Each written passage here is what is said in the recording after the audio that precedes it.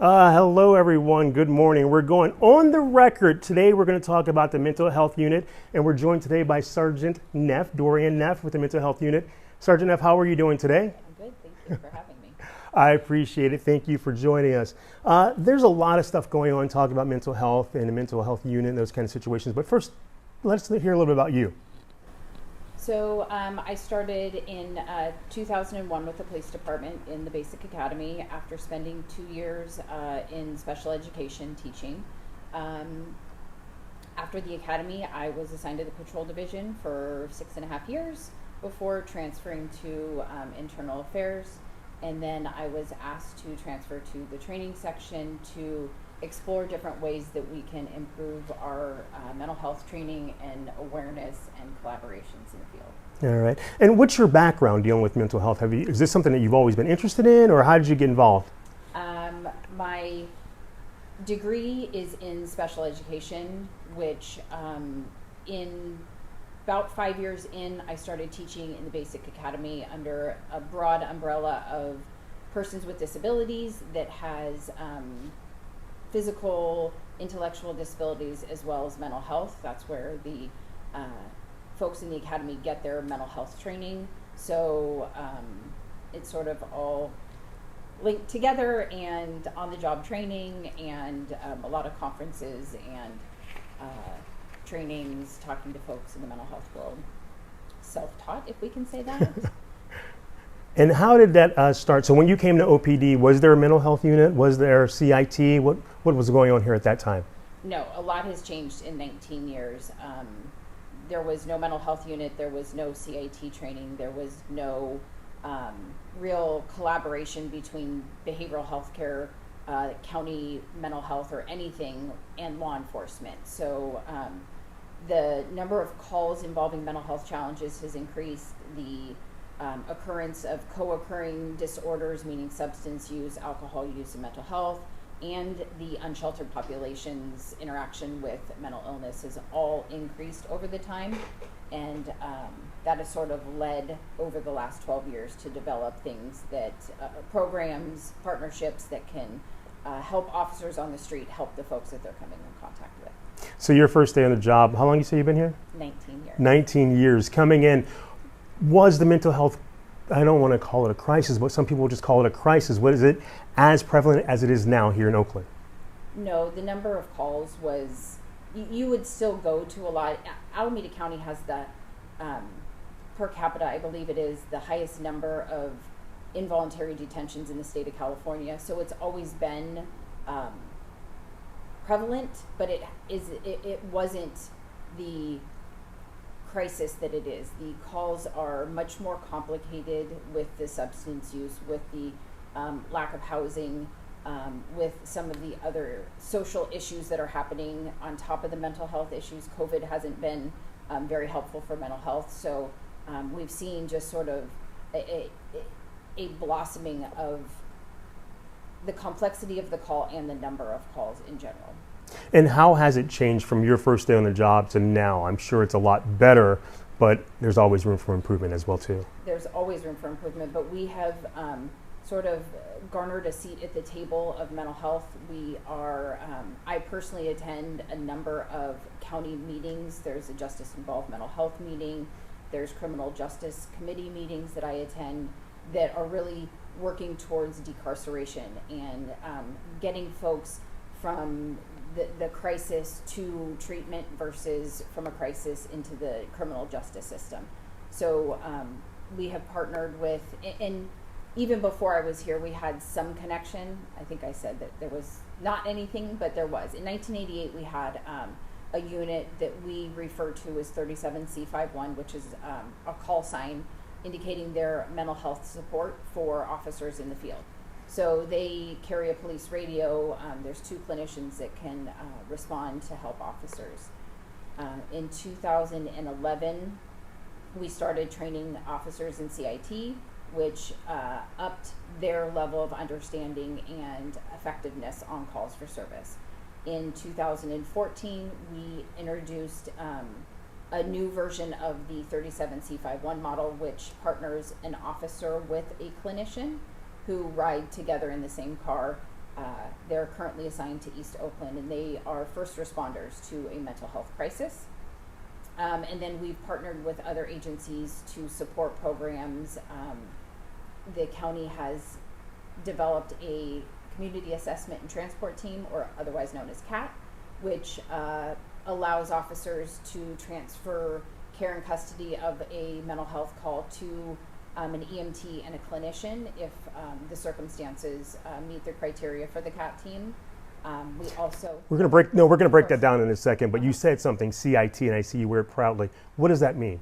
So crisis intervention training is a 40-hour, 37-hour class that's modeled off of the Memphis model out of Tennessee, which we started in 2019. We are the host agency for Alameda County law enforcement. So anyone in the county, and in reality anyone in the state of California, since it's post-certified, can attend the training course and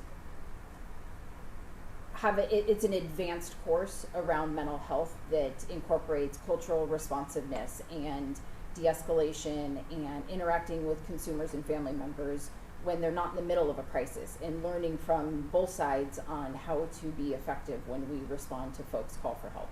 And talk to me about the importance of having CIT in the mental health unit. Why is that important to have? Along with progressive policing, it also goes along with awareness and understanding of the individual in the crisis, as well as the family member in the homes that we go into, understanding sort of the system that we are transferring people from their home to a mental health system that we aren't necessarily a part of, but we have the folks from the regional center, from behavioral health care, from community-based organizations come educate officers about a much larger system so that they can be as efficient about getting folks in, advocating for what they believe these folks need, transferring information from families to hospitals, that kind of stuff. So let's walk through a call. So someone calls 911 and say there's a mental health crisis or mental health incident that needs to be addressed. What's the next step? Can you go through that for us? So dispatch will receive a phone call. Depending on the available information, the dispatcher categorizes the call based, again, on details. And right now, we have a policy that says that if mental health is a factor in any call, that a CIT trained officer shall be attempted to be dispatched to that scene. So in most cases, I believe we get a CIT trained officer there or shortly after initial arriving officers. They evaluate the individual, they gather historical information to try to put together a complete picture of what's going on. After making the scene safe. That is obviously the primary, the consumer being safe, family members, community members, and officers all being safe. Once that's done, we sort of have control of the situation. Then we're able to gather additional information and then call in appropriate support, being clinicians from our 37C51 unit. If our MET unit, which is the officer and the clinician, are available, having them respond to a call. Or requesting a CAT unit. There's also a new program that's a partnership between La Familia and the Alameda County DA's office, which is a pre-booking jail diversion program. So if that is applicable to the call for service, offering those voluntary services and see if we can get them to go over and talk to the DA's office, a peer specialist, and a clinician about working on ways to connect them to services. So we sort of go through, we actually had to make a chart because there's so many options now for officers to be able to get folks to places. Amber House is another great voluntary location. It's a crisis stabilization unit that the county put together that's here in Oakland that allows folks to sort of go take a break if that's what's needed. Away from the situation, officers can give voluntary rides over to that location and hand them off to someone that they can also follow up with and speak with and get whatever they need from them. Do you know approximately how many officers are CIT trained in the department? I knew you were going to I threw that question at you, or So a percentage? Unfortunately, it's a moving target. We train, and then we have some officers that leave. We have some And the number of officers doesn't reflect the number of officers in patrol, because we will train someone in patrol and then they get transferred inside to an investigative type position. So the number is moving, sort of always a moving target, but I know we've been over, since 2011, there's been over 1,200, 1,300 that's been through the program through multiple agencies throughout the state. I think at one point our number was like 450, give or take a few, but we don't, out of our 700, we don't still have 450 still trained. So got it. And you were saying that OPD is one of the training facilities here in the county and throughout the state, correct? We are the only, we are the Alameda County training facility for crisis intervention training. Typically it's a sheriff's office in a county, but we're large enough and we asked to partner with the county, so they gave it to us. So we are the host agency for all of Alameda County. You can't go anywhere else in Alameda County and receive a 37-hour crisis intervention training course. That's ours. And are you one of the instructors, or do you run it? How's that? So Officer James Belote is the CIT coordinator. He works for the police department, but he works in collaboration with we have 17 different blocks of instruction, so he manages instructors, sign-ups, all that kind of stuff. So I used to be him, and I became me. So I used to teach, I still teach a few of the classes, but we really emphasize having clinicians from the field, experts in their field, who are teaching officers about how the larger system or their programs work, come in and do the instruction for us. And what kind of teaching is it? What is it? Is there some type of role play, or how does that work out? So it's a combination of the basics, going back to that academy instruction about what is mental illness, what are the different sort of disorders that we see, and focus is really on behavior, because that's, at the end of the day, it doesn't matter what the diagnosis is to an officer, we focus on behavior, being safe with that behavior. We try to break it down into differentiating between older adults and dementia, differentiating between autism or developmental disabilities, really understanding what an officer is responding to based on the information they've received and the behaviors they're seeing from an individual, and then being able to respond in the most appropriate, effective, and safest manner for the behaviors that they're seeing. We talk about legal stuff regarding weapons and prohibited persons. We have a section on veterans specifically. The highlight of the week, I believe, is the Consumer and Family Panel, where the Family Education and Resource Center brings folks in and shares stories about being a family member with a loved one that has a mental health challenge, or being a consumer having interacted with law enforcement. We get a story of how maybe it didn't go so great, and then a story from that same individual about how the interaction made a difference in their recovery, and showing officers that folks do recover. Folks can get to a place in their life where they are contributing and not being a call for service. Speaking of calls for service, approximately how many do we have per day in the city of Oakland? Another challenging question. We don't have a really good system of collecting data, and these calls are oftentimes combined with domestic violence or substance use, as I mentioned before. So my best guess at this point is 40 to 45 would probably be a conservative estimate of how many calls in a 24-hour period that OPD is responding to where there is a mental health component to the call. And so when that situation's happened, 40 calls per day, is that a lot? I mean, you would think for a city this size, that sounds like a lot. Is that a lot to do? It is a ton of calls, yes. And some are repeat calls, some are for individuals. We have some folks that really struggle with issues that aren't police matters, but either the way the system is set up or their understanding of how to ask for help is going to the police. So officers oftentimes as the mental health unit, we encourage them to let us know for for example, somebody who has a pretty severe case of anxiety who calls the police a lot for either anxious behaviors that are manifesting themselves they think that they're having a heart attack, but it's really anxiety. Or we have some folks that struggle with delusions and paranoia that don't feel safe in their home, so they call asking for help when the root of that issue is really a mental health issue. So officers in the street will call or refer or email my unit so that we can utilize our resources and reach out to them when they're not in the middle of a crisis and see if they are already connected to services. Make sure those services are aware that they're using the 911 system. Sometimes case managers don't know that they're calling the police 3 times a day.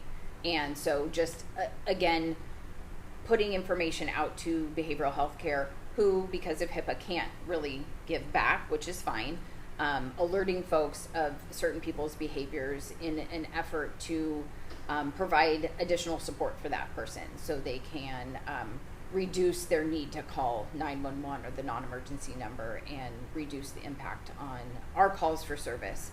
So there's a variety of situations out there. We're trying to manage and mitigate them as much as we can. And if it's not really a law enforcement issue, we're trying to make sure we can hand that off in a supportive way to some of our partners. And how's that working, that handoff, that situation?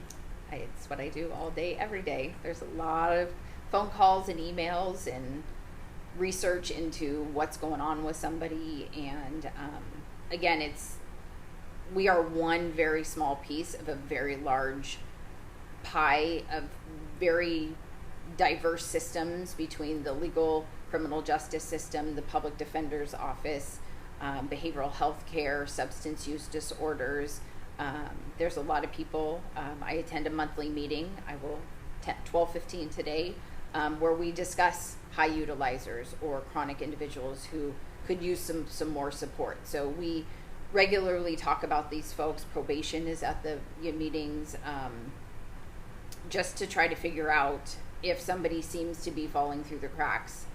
Is there a way that we can get them connected, or utilize some of the programs that are out there so that they are meeting their own needs? Is there anything else you would like to say or add about the mental health unit and CIT? I could talk for like 5 hours, so I won't bore you. No, we're pushing along. We're, always looking for partnerships. We're excited about the new macro program that the fire department is putting out there. I am available and consult with them as they develop and figure out sort of where they fit into this chart of resources and services that are out there. And we look forward to having them join our spreadsheet. Speaking of that, real quick question about that. So as the fire department take over the macro program, does that mean OPD officers won't respond as much, or they'll only become in situations where it's like a incident that deserved for the crime or something like that? So I'm not directly involved. I will get text messages or emails or phone calls that ask, what about this kind of situation? So I think there's going to be a learning curve. I think we have to sort of start off small. I'm sure there's going to be a time, we want to be partners. We want to work together with the macro units. And if an officer's on a call that, again, isn't really a police matter that really could benefit from the macro, I anticipate that we will be able to sort of call them over and hand that call off. If in the flip side of that, if they're on a call that really probably isn't a macro call, that they don't feel safe or there's a safety element, that they will be able to call us over to assist them, really working together. And we have a significant number of calls. And again, once they sort of vet out who their non-EMT personnel will be and what kind of authority they have and what kind of connection to the county mental health database will indicate, I don't believe the individual will be designated, so they won't be able to invoke an involuntary psychiatric detention. So they will still need to utilize officers or county clinicians for that service. All right. Well, thank you for what you do. Thank you for training those who do what you do, and I'm sure it's very appreciated by the community in many, many ways. I appreciate you so much. Thank you so much for joining us here on The Record. We'll be back on July 14th when we sit down with Oakland Police Chief LaRon L. Armstrong about matters facing the city. We'll see you then.